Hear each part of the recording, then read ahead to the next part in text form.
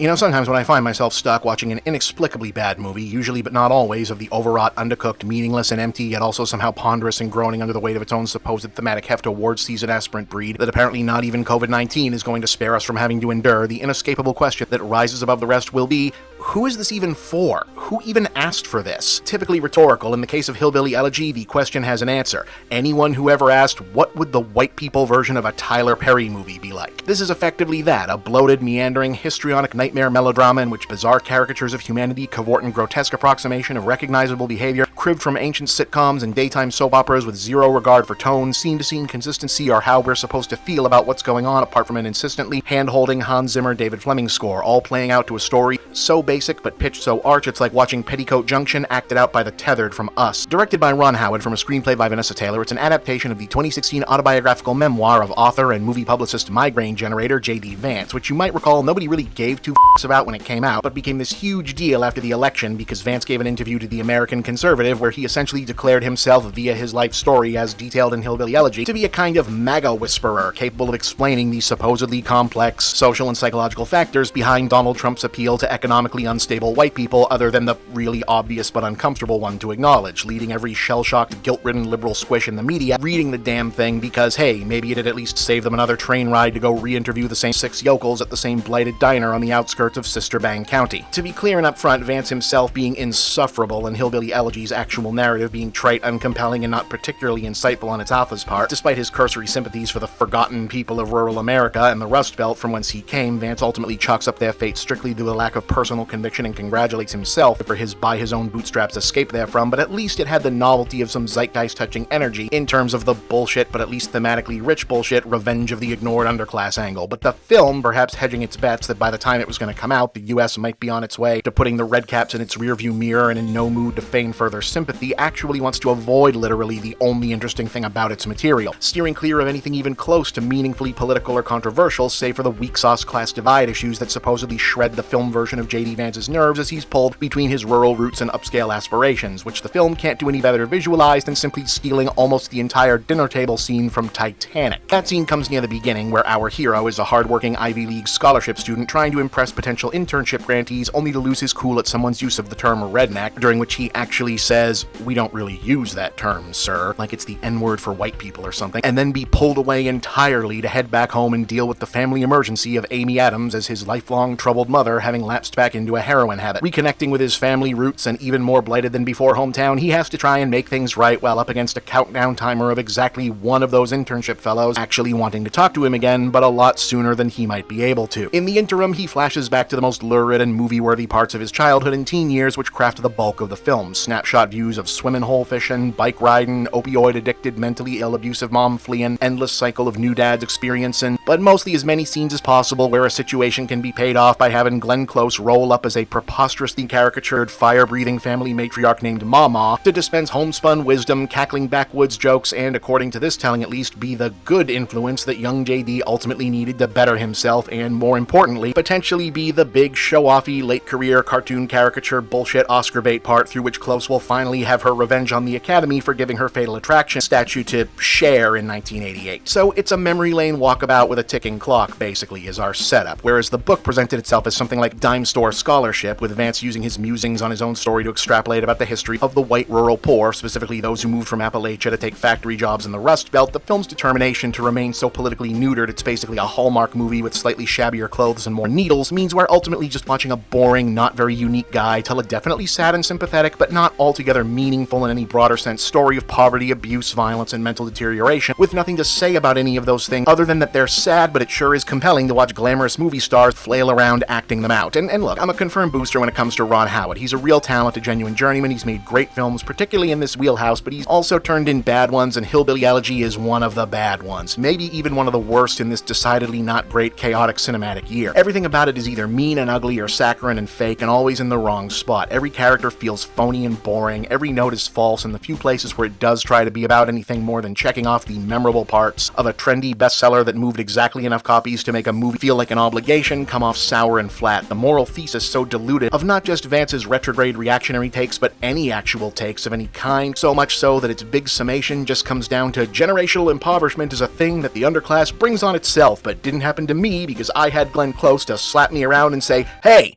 stop being poor." 2 out of 10, them hills will wish they could forget this one.